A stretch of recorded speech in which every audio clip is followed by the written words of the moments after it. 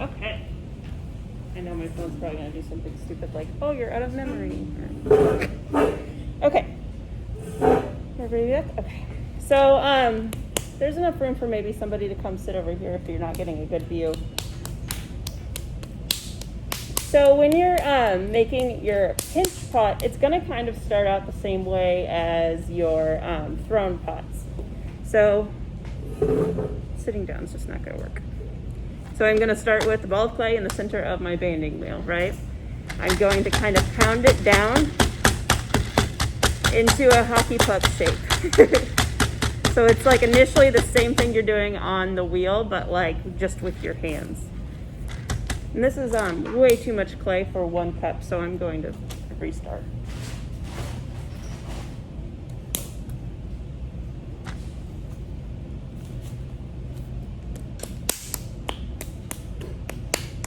That's better. So same goes for pinching cups.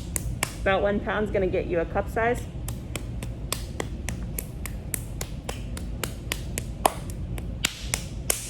All right.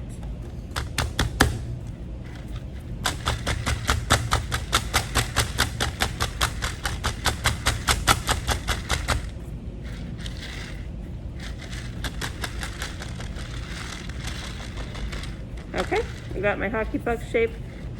Unlike throwing, it doesn't have to be in the center right off the bat because you're doing all of that work with your hands. Okay, so just like throwing, I'm going to press my thumb into the center.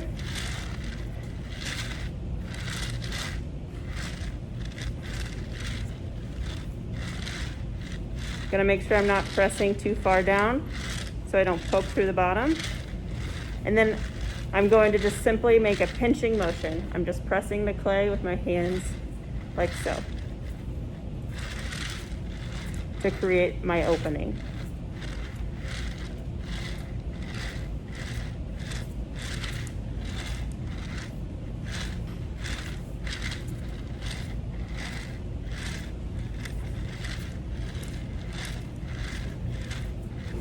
So I'm using my thumb and I'm kind of compressing down the bottom just like I was like when I'm creating my opening on the wheel.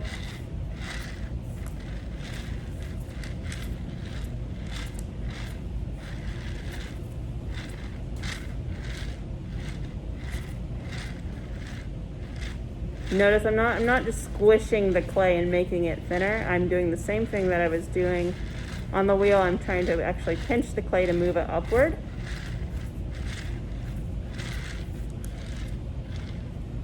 All right, so my opening's created now. Feel pretty good about that. So now I'm going to start pinching to actually move that clay upward, okay? Sit down to do this. So the pinching, you're not pinching again, you're not pinching to make it thinner, you're not pinching and pressing the clay apart from itself. What I do, it's kind of a pinching motion that's actually pushing up and towards, my fingers are pushing up and towards each other. Okay, so I'm like pressing the clay together and moving it upward. So I'll start by pinching and pressing that upward. It's just like throwing, so you're seeing that bulge of clay move upward.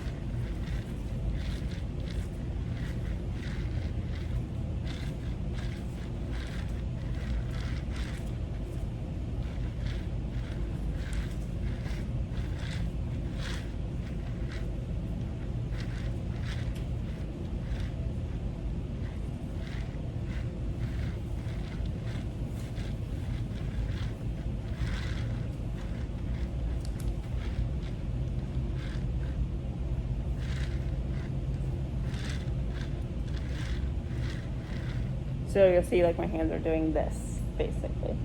Little pinching motions. And I'm going back and checking and making sure I don't have any thin spots or extra thick spots and just taking care of those as I go.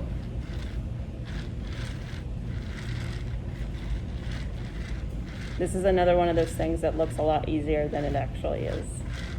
I didn't realize that until I had a good friend that I was like, surely she knows how to make a pinch pot. And she was like, teach me. And I was like, okay.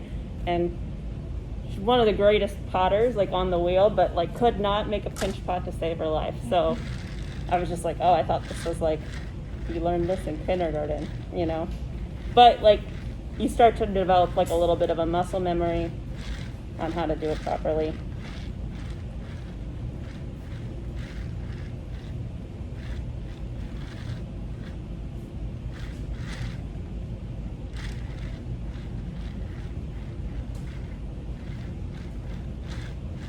Oh my gosh. I'm working on one of these really old, terrible banding wheels. You guys have the nice ones at your tables, so this will be a lot easier when you're working on those.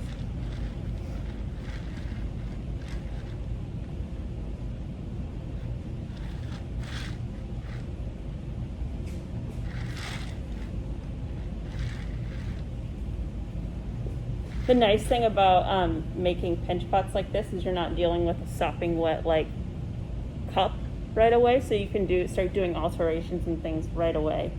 I usually will pinch my pots with these pieces here. I pinch them to where I want them to be, and I do all of that surface sculpting before I cut off the top for the final top. Because basically, so if you're leaving this exposed, it's going to dry the fastest. The rim is going to dry really fast if it's exposed.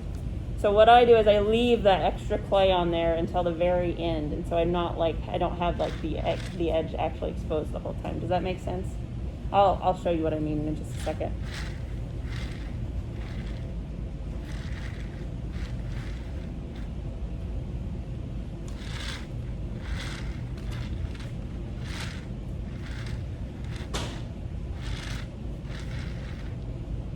All right.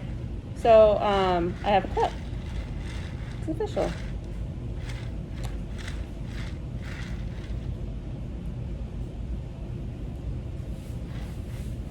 So I'm going to show you how to make a hand-built handle, something that I would like to attach to this, but first I'm going to show you a few ways to clean this up if you like it to look a little less pinchy and a little smoother and nicer. So you all have your little serrated rib in your clay or in your kits. I don't know if I have the cleaner one. Doesn't matter. I use one of these paisley ones. Yours look a little different, but it's the same thing. Works the same. You can use this to kind of even out the edges and all those ridges and bumps. You can use that to kind of smooth them out first. So it's basically kind of working like sandpaper. I'm just scraping off all those high points.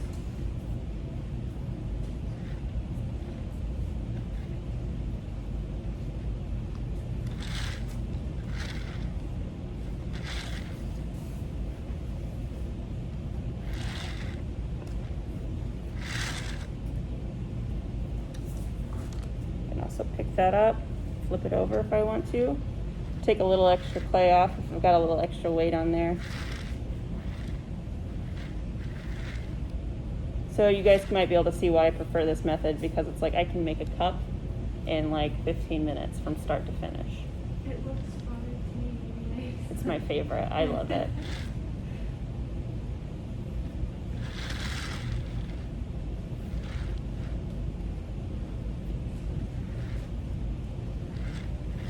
So if you remember from the slideshow, I had quite a few examples of people who use pinch methods.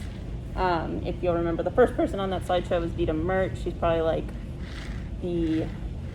one of the more successful artists out there using those methods.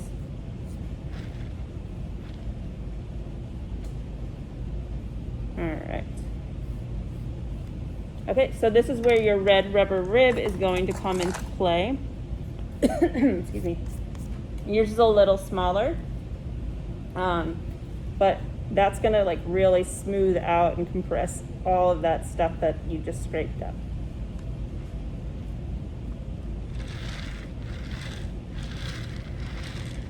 And once this gets a little stiffer, a little closer to what we call leather hard. So leather hard is what it sounds like. It feels like leather. It's a little stiff. You can still move the clay a little bit, but it won't crack. And it still feels a little cold to the touch, so you still feel it has moisture in it. Once it's leather hard, you can start to kind of clean up these things a little bit better as well. And we'll talk more about leather hard once we do trimming next week. Now that you guys all have pots that you can trim, So that's exciting. All right. Flip that over, do a little cleanup on this side.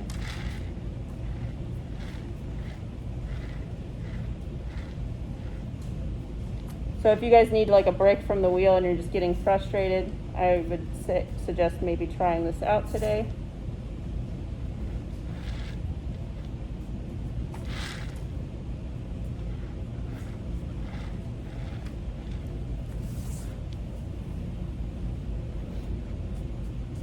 You need 3 of each. Yep, Correct, okay. yep, 3 of each. The most challenging is probably going to be the wheel, to be really honest with y'all.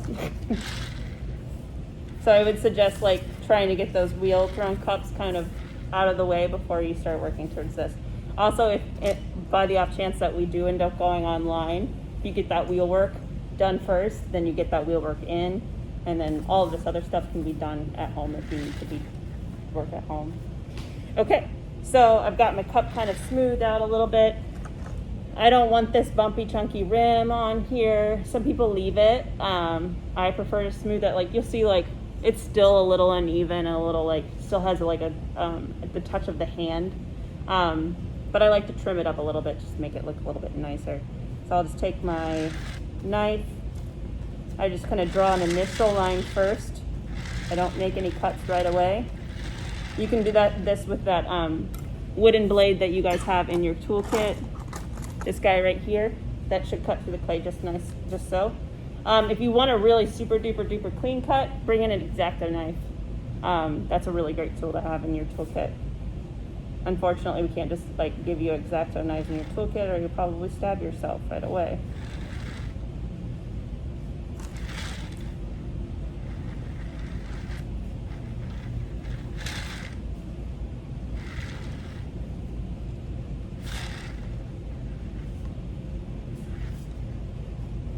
Okay, not perfectly even, but that's okay. So once I have it cut, I can kind of go back and give it a little bit of a pinch just to kind of make it uniform with the rest of the piece. And just make that rim nice and comfortable for the lip to touch.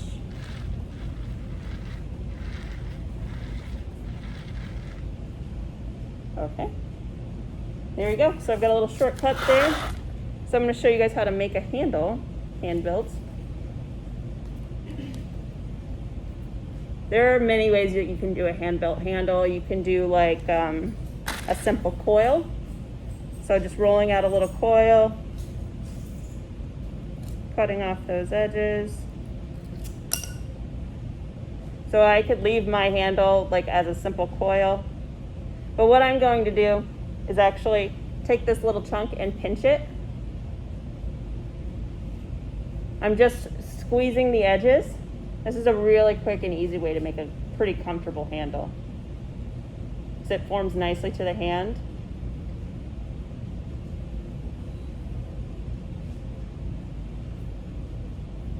So I'm just widening those edges a little bit. They're going to be connected to the cup.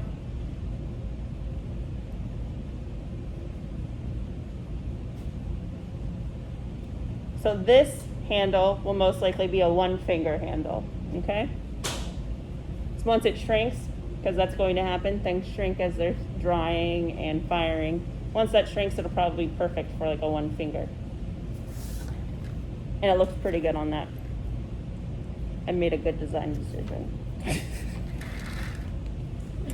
All right, let's see here. So I'm gonna do what we call slipping and scoring right off the bat. You guys have these nice little clear containers on your tables.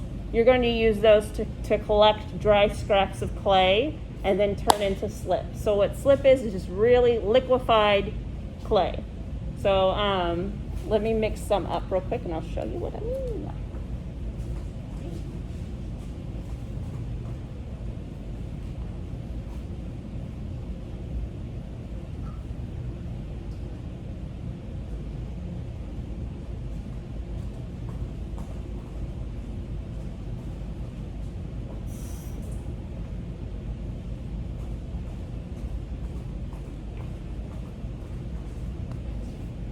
All right. So right now I'm just gonna use a little bit of water as a slip.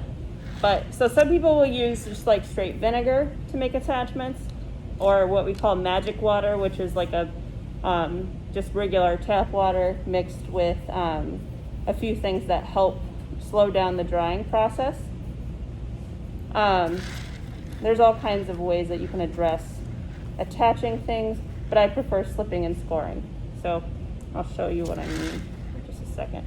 So I'm going to try to see where I'm going to put this handle. I'm going to mark it where that's going to go. All right, we're not making these this semester because I just couldn't figure out a way to not exchange disease while making these. But you can just use like either this or your needle tool and make small scratch marks to score. So scoring is just simply scoring the surface.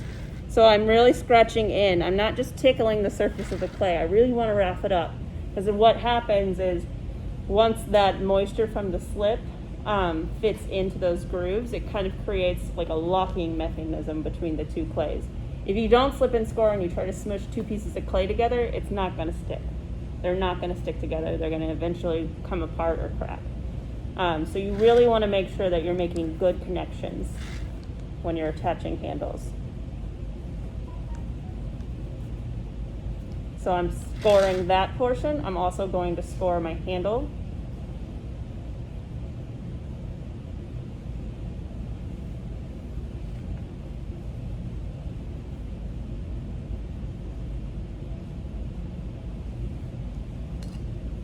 A little play in here.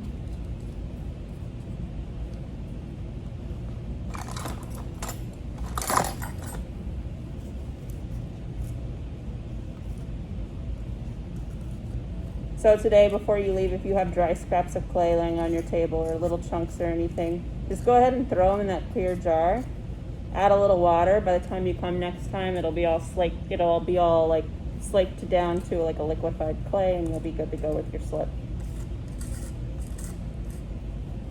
Or you can just make a little batch like I am right now, but that's really annoying to have to do all the time. So just keep a little batch of slip on you and you'll be good. Okay. So I'm going to take a little bit of that slip, add it to where I scored.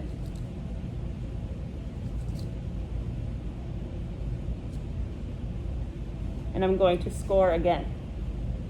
This really gets that slip all nice and incorporated into the clay. So the reason why we're scoring, it kind of works like Velcro. That clay has something to grab a hold of and attach to once you make that attachment. All right, so I'm going to take that little handle and I'm going to press that into where I slip and scored. I like where like the connection points are, so I'm going to just take a damp paintbrush, if I have one in here. I think I might have left mine at home. Yes, I did.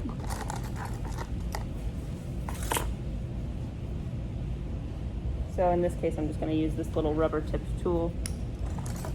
This one's going to work better.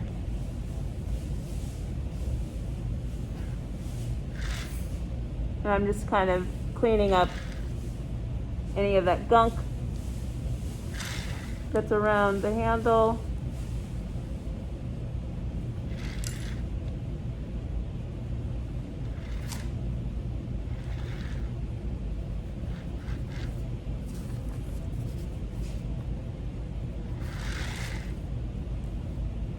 Okay.